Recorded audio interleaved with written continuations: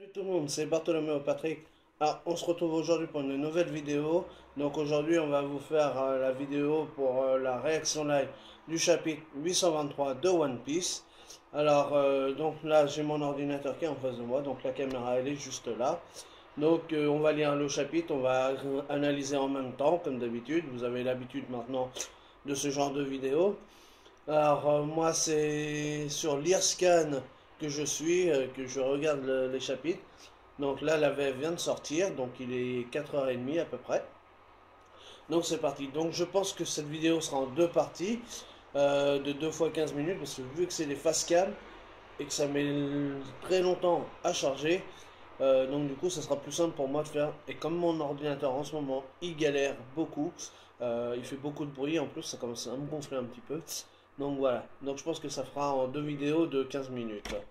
Donc c'est parti pour voilà, on me casse déjà les pieds, c'est super. On va faire un petit message comme d'habitude, Facebook. Mais il faut que les gens ils sachent que le Facebook, je suis jamais connecté le jeudi, vendredi, quand il y a l'approche des scans, parce que du coup je veux pas être spoilé. Donc voilà, là on arrive à la première page, donc c'est parti pour la réaction live du chapitre 823. Donc, sur la première page, donc on a le titre One Piece, chapitre 823, un monde en pleine effervescence. Donc là, des ponts du monde, l'homme aux 500 millions de berry, volume 15, l'archipel de Boïn. Donc là, on a le gars qui était avec Usopp, je me rappelle plus comment il s'appelle. Euh, on l'a vu aussi dans le trailer pour le film Gold d'ailleurs. Moi il est sur un scarabée en tout cas. Bon, il n'y a rien de bien intéressant de plus que ça. Dites-le moi son nom dans les commentaires, hein, parce que là j'avoue, excusez-moi, je suis un petit peu malade, mais bon, ça va. Euh, je me rappelle plus son nom. Mais marquez-le moi dans les commentaires, hein. Donc là, on arrive à la page 2. Au pays du sable, au royaume d'Alabasta. Donc là, ça reprend sur le chapitre 822, sur la dernière case. On voyait Vivi qui partait d'Alabasta, donc en supposant que c'est pour aller à la rêverie. Mais où vont Vivi et Co? Donc prenez soin de vous. Donc là, on a un bateau de la marine et un bateau de Alabasta, hein, je pense que ça doit être écrit Alabasta. Et sur le bateau de la marine, c'est écrit Ina. Donc Ina, c'était une ancienne officier de la marine, hein, donc c'est celle qui a le fruit du démon de la barrière là. On l'avait revu aussi à un moment pendant la guerre de Marineford. Parce qu'elle avait même les deux autres là qui étaient sous ses ordres, c'était il y avait l'autre. Ah putain. Ah, j'ai trop de mémoire, les gars, c'est un truc de dingue. Euh, il y avait Full Body, et il y en avait un autre aussi qui était avec elle, qui était devenu sous ses ordres. Ah oui, et Django, voilà. Donc, pendant la guerre au sommet. Votre Majesté, Princesse Vivi, je me trompe ou Vivi avait l'air un peu frustrée tout à l'heure? J'imagine que ça a dû ranimer ses penchants pour la piraterie. Moi qui croyais qu'elle s'était enfin résolue à devenir une princesse respectable. Donc ça, c'est le papier qu'on a vu pendant l'arc Alabastan, où qui avait prêté sa gourde à Luffy. Et l'autre, c'est le chef de l'armée révolutionnaire sur Alabasta. Je me rappelle plus son nom non plus. Enfin, il faut se rappeler de Alabasta, et comme ça remonte déjà à un petit moment. Euh, non, pas Kuzan, ça c'est un amiral. C'est un nom dans ce genre-là, mais je me rappelle plus. Kozan, je crois, non? Pas ça? Dites-le moi aussi dans les commentaires, hein. Ce qui est marrant, c'est que il a des lunettes autour du cou qui ressemblent un peu à celles de Sabo, et il a même un peu le même costume que Sabo. Et en plus, il a une cicatrice à l'œil. Donc, est-ce qu'il est rentré dans l'armée révolutionnaire de Dragon? Ça serait pas mal quand même. Donc, oui, Ina à l'appareil. Nous venons de quitter Alabasta. Je vais faire en sorte que la famille Nefertari puisse arriver sans encombre à Marie-Joie. Nous devrions arriver vers Princesse. Vice-amiral. Donc, elle est devenue vice-amiral, Ina. Vice-amiral du QG de la marine, Ina. Donc elle a dû quand même augmenter dans les grades. Donc là, il y a encore plein de... Ah, bah on voit donc full... Non, c'est Django avec sa barbichette, là. Et donc full body. Bah tiens, bah, je vous en parlais à l'instant, bah on les voit tous les deux, ils sont encore un peu à la manière de Sanji, ils sont une love de Ina. Donc là, ils sont tous les deux avec des bouquets de fleurs dans les mains. Et apparemment, c'est elle qui va escorter la famille Nefertari jusqu'à Marie-Joie, où se tient donc la rêverie. Donc là, on arrive à la page 3. Princesse, descendez de là. Donc là, on voit Nefertari Vivi. L'air marin est si agréable. Qui est au sommet du mât du milieu. Hein, pour, en faisant comme... Bah, là, on ne verra pas à la caméra, mais les bras tendus et tout, un peu comme dans Titanic, pour ceux qui connaissent. Où on voit... Leonardo DiCaprio et Kate Winslet qui font Je suis le roi du monde. Bah, c'est un peu à la même manière. Hein. Donc, princesse du royaume d'Alabasta, Nefertari Vivi.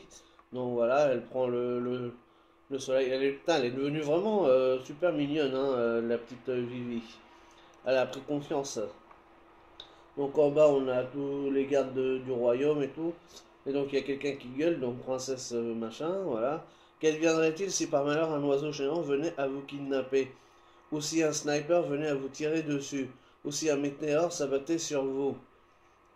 Donc ça c'est Ingaram qui dit ça. Hein. Ouais, il y a quand même des réminiscences dans mon cerveau.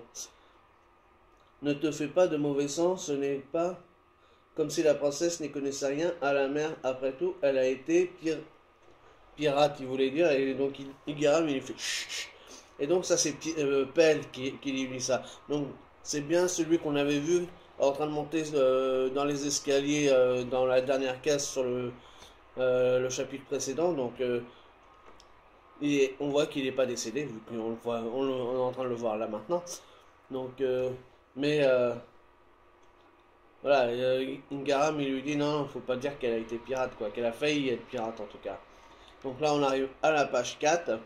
Mais t'as perdu la tête, Pelle? Parler de ça devant un officier de la marine, tous. Donc là, ça c'est celui qui tousse, c'est Nefertari Cobra, hein, donc le père de Vivi. Votre Majesté, ménagez-vous un peu. Si vous ne vous sentez pas très bien, n'hésitez pas à nous le faire savoir. On rebroussera chemin si nécessaire. Non, ça ira. Donc ça c'est l'autre, c'est Chaka, celui qui a la tête de chacal là. Et donc Nefertari Cobra, putain, il a l'air bien vieux, hein, depuis 2 ans. On l'a pas vu, il a bien, on dirait qu'il a morflé depuis 2 ans. Ah, effectivement, il est dans... Ah oui, il est dans un fauteuil roulant. Oh, il est bien. Il a pris un coup et puis il est vieux. Il est très très vieux. Et en 2 ans, on dirait qu'il en a pris 20 le mec. Ouf. Depuis le jour où j'ai rencontré Nico Robin, je me suis fait trop d'ennemis. J'ai quelque chose à demander au gouvernement. C'est le prix que m'a coûté mon rêve. Souverain du royaume d'Alabasta, Nefertari Cobra. Ils mettent Nefertari, mais c'est Nefertari. Enfin bref. Au sujet des poneglyphes, je suppose. Oui, j'assisterai à la rêverie coûte que coûte. Donc ça c'est intéressant parce que malgré qu'apparemment il doit être assez malade et tout, hein, il a dû prendre, il a dû choper une saloperie ou enfin, en tout cas il est malade parce que là il est en fauteuil roulant. Donc en 2 ans il a dû galérer quand même pas mal. Donc on ne sait pas vraiment ce qu'il a eu, ce qui s'est passé, mais en 2 ans il a dû avoir plein de problèmes de santé je pense. Mais il veut quand même absolument aller à la rêverie pour questionner le gouvernement mondial à propos des poneglyphes et peut-être aussi par rapport à son royaume parce que du coup on sait qu'il y avait sur Alabasta il y avait Crocodile qui cherchait Pluton donc est-ce qu'il veut avoir des informations sur les poneglyphes ça c'est pas mal, ça c'est déjà pas mal comme information. Donc là on arrive à la page 5. J'aimerais si possible découvrir ce que durant toutes ces années mes prédécesseurs du clan Nefertari ont fait au monde. Ça c'est pas mal. Voilà, donc il veut savoir pourquoi il a affublé au gouvernement mondial et donc qu'est-ce qui s'est passé pour que durant le siècle oublié et tout ça. Donc là, on voit une ombre. Donc ça, c'est Vivi qui est en train de sauter du pont, enfin du perchoir où elle était pour pour redescendre sur le bateau, hein. Donc elle est en train de faire un petit plongeon quand même, comme ça. Ah, attention, ah, tous, arrête de faire la mère poule. Donc du coup, elle est arrivée, elle s'est bien rattrapée sur le sol et tout, bien tranquille et tout. Super, la petite Vivi. Ah, vous allez me tuer, princesse. Père, comment vous sentez-vous? J'ai connu mieux. Je ne sais pas combien de temps il me reste à vivre. Si seulement ma fille pouvait très vite me trouver un gendre. Tous. On a plein de photos de prétendants au palais, tu sais. Coin. Ah, bah il y a même Kalou qui est là.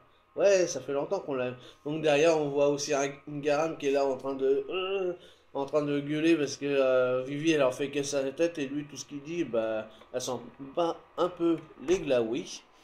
Donc, et on voit le petit Kalou, ça fait longtemps qu'on l'avait pas vu aussi. Coin, coin. Voilà, pour l'anecdote, hein, un petit délire. Et voilà, encore la même rengaine, arrête de te servir encore de ton état de santé comme excuse, c'est injuste.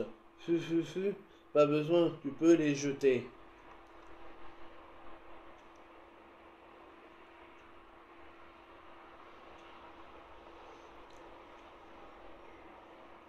Donc apparemment, Cobra, il voudrait essayer de faire en sorte que Vivi, elle se marie, mais elle est pas trop pressée, ou alors elle a peut-être déjà rencontré quelqu'un. Peut-être Sanji. Non, je rigole. C'est une blague, hein. C'est peut-être elle la fille. Mais non, c'est pas. Non, mais c'est une blague, hein. Elle s'appelle Nefertari, donc ça peut pas être la fille à Big Mom. Mais bon. Donc là, on arrive à la page 6. Lockdown à Eastblue. Félicitations pour votre couronnement, votre majesté. Donc Lockdown, c'est la ville de Goldie Roger, hein, là où il a vécu et là où tout a commencé et là où tout a fini. C'est là où il a été exécuté, hein. Notre prestigieux hôtel a été spécialement conçu pour recevoir des membres des familles royales qui se rendent à la rêverie tous les 4 ans. Donc ça, c'est des gens aussi qui vont aller. Donc là, à mon avis, on va peut-être avoir plein de gens. Excusez-moi. Donc tous les gens de plusieurs royaumes qui vont aller à la rêverie. Donc ça arrive, peut-être annonce du lourd pour voir qui on va. On va peut-être découvrir des nouveaux personnages, et en savoir plus aussi pour ceux qu'on connaissait un petit peu déjà, comme le royaume Sakura, avec Wapol, ouais, Wapol. Enfin, Wapol il était avant. Maintenant c'est Dalton. Donc le royaume Sakura c'est le royaume de Chopper. Bah, peut-être les hommes poissons, est-ce qu'ils y vont? Enfin, il y a beaucoup de monde comme ça. Il y avait qui aussi? Bon, je me rappelle plus de tous, mais donc on va peut-être en découvrir aussi des nouveaux justement et pour voir ce que ça donne, quoi. Donc là, qui se rendent à la rêverie tous les 4 ans, je vous en prie, mettez-vous à l'aise. J'ai vu pire. Qu'en pensez-vous, très cher?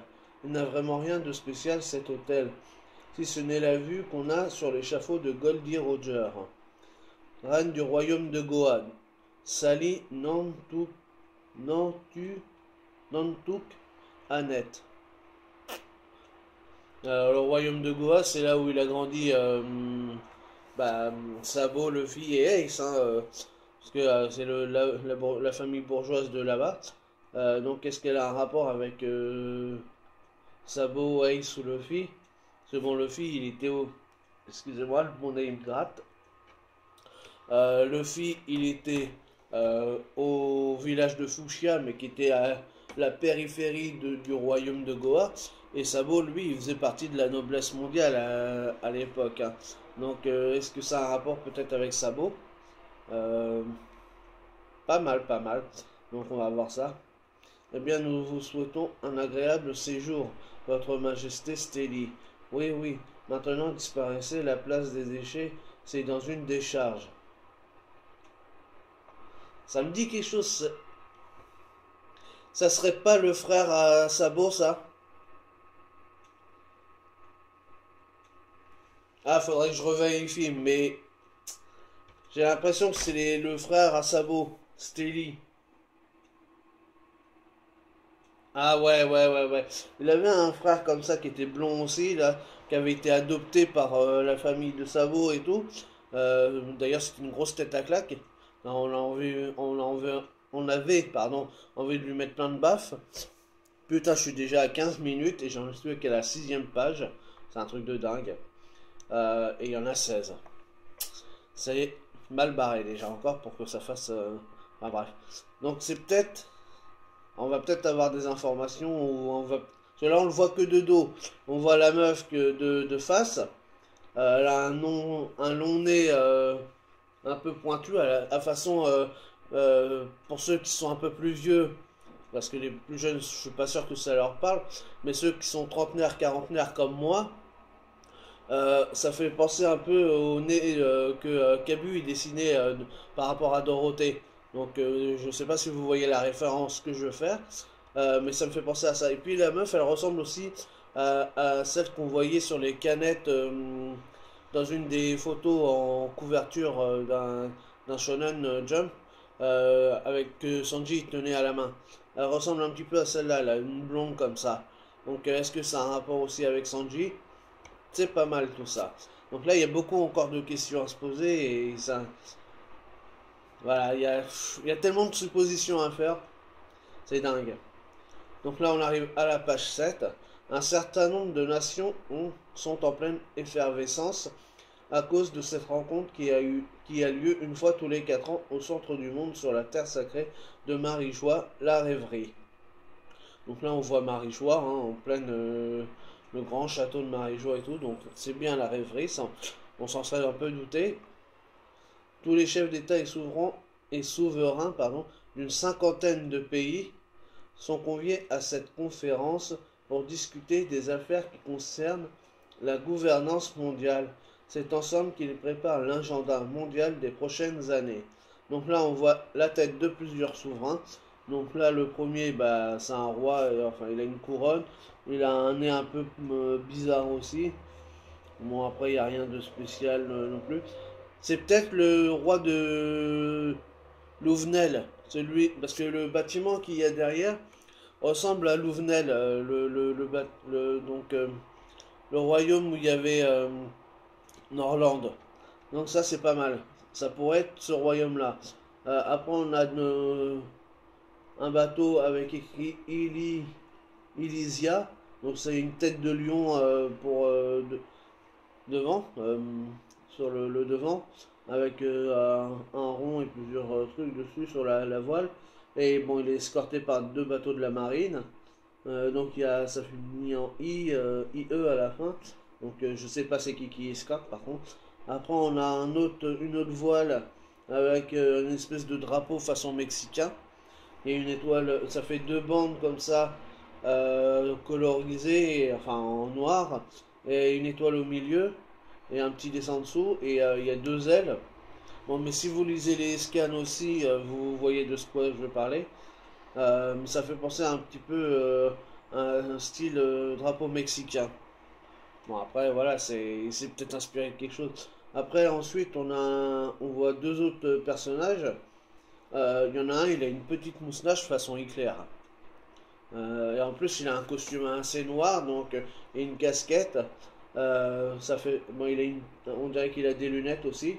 Mais alors, est-ce que c'est le même sur mes vues de profil et vues de face? Je sais pas.